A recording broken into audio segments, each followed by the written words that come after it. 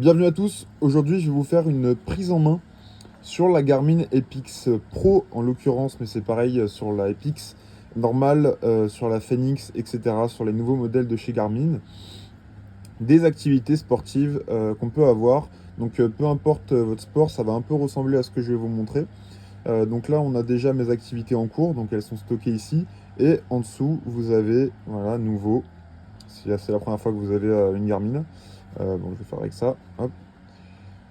Et par exemple, course à pied, voilà, je vais rajouter ultra fond, peu importe. Et je peux le rajouter ici, ça me le met en haut. Je vais aller sur le running, donc le plus répandu, pour vous montrer un peu l'interface, pour avoir toutes les informations, pour être le plus optimisé possible. C'est parti, course trail par exemple, voilà. On est dessus, là il me propose un entraînement. Donc parce que j'ai une base de données, il sait que la dernière fois j'ai fait telle distance, donc là il me propose 5, 25 au kilomètre, 43 minutes. Ok, donc là on va refuser étalonnage. Donc là je suis à 79, mais vous pouvez le régler tout simplement grâce à la puce GPS, ça va vous faire une petite analyse rapide en 30 secondes pour être sûr que vous êtes à la bonne hauteur. Ici, on va avoir le bouton paramètres. Donc on va aller sur écran de données. Donc moi j'en ai rajouté au préalable. Là par exemple vous avez fréquence cardiaque, distance, allure et chronomètre. Donc l'allure c'est le kilomètre, la vitesse au kilomètre. Donc par exemple 6 minutes par kilomètre. Si on veut changer ça, on fait comment? On va faire champ de données. Et là par exemple je peux changer la distance en champ d'allure, graphique d'allure, etc., etc. Et je peux faire pareil pour à peu près tout. Donc moi, ce qu'il y avait de base, c'est ce qui m'intéresse le plus, parce que voilà, c'est les plus importants. Mais dans tous les cas, vous pouvez aller sur d'autres interfaces. Celle-ci est peut-être plus ajustée, il y a plus de choses, on peut en rajouter un là au milieu.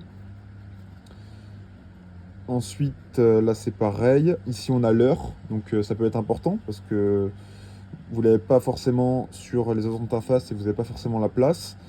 Du coup, pendant l'activité, il faudra juste appuyer là ou là, en bas ou en haut. En dessous, vous avez la carte. Voilà, super important, vous pouvez faire des itinéraires. Et ça, je vous l'expliquerai dans d'autres vidéos parce qu'il y a plusieurs techniques, il y a plusieurs cartes pour voir mieux le dénivelé, etc. Là, pour la course, celle-ci est pas mal. En tout cas, je vous montrerai. Et puis, on peut en ajouter des nouveaux. Donc, par exemple, jauge de fréquence cardiaque. Hop, on l'ajoute. Et là, on a juste la fréquence cardiaque si vous préférez avoir que ça, que vous voulez voir en gros ou quoi. C'est plutôt pas mal. Après, on a quoi d'autre? On a stamina, donc c'est le comment vous vous sentez. Moi, je suis à 80% de mon potentiel, sachant que ce matin, j'étais à 40 parce que j'ai fait 50 km de vélo. Voilà, il y a vraiment pas mal de trucs assez sympas. Dynamique de course, virtual partner, compass, je crois que c'est le nord, sud, ouest, est, voilà. Altitude, on va tester. Et on a altitude avec le dénivelé qui va se mettre juste ici. On peut même rajouter la musique ou l'horloge avec des chronomètres si vous voulez faire du fractionné ou quoi que ce soit. Musique par exemple, il faut connecter donc son téléphone à 10 heures et puis après vous avez vos musiques, vous pouvez défiler. Donc c'est assez sympa. On va retourner sur l'écran d'accueil, on va aller dans les paramètres, voir un peu ce qui se passe là-bas. Donc on peut aller par exemple dans profil utilisateur, très important de renseigner votre âge. Donc moi c'est marqué 18 alors que j'ai 20, mais parce que c'est mon âge physique, c'est lui qui le choisit. La date de naissance ici, taille, poids, c'est surtout ça l'important, l'âge, la taille et le poids.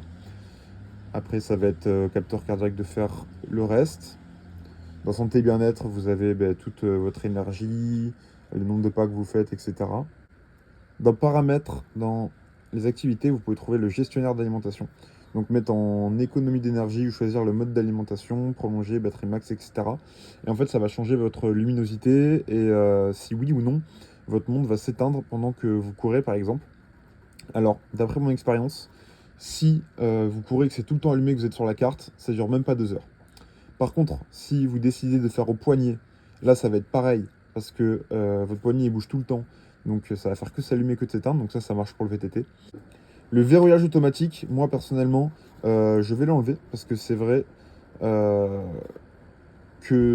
appuyer sur un bouton à chaque fois pour pouvoir accéder à la carte ou voir ses données, ça peut être un peu relou.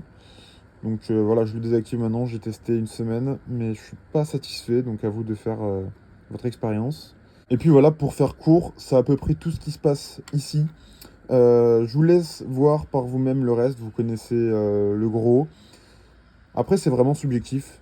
Si vous souhaitez mettre plutôt la fréquence cardiaque, l'allure, etc., vous mettez ce qui vous intéresse. Et puis, moi, je vous dis à la prochaine pour une nouvelle vidéo de ce genre, et ciao!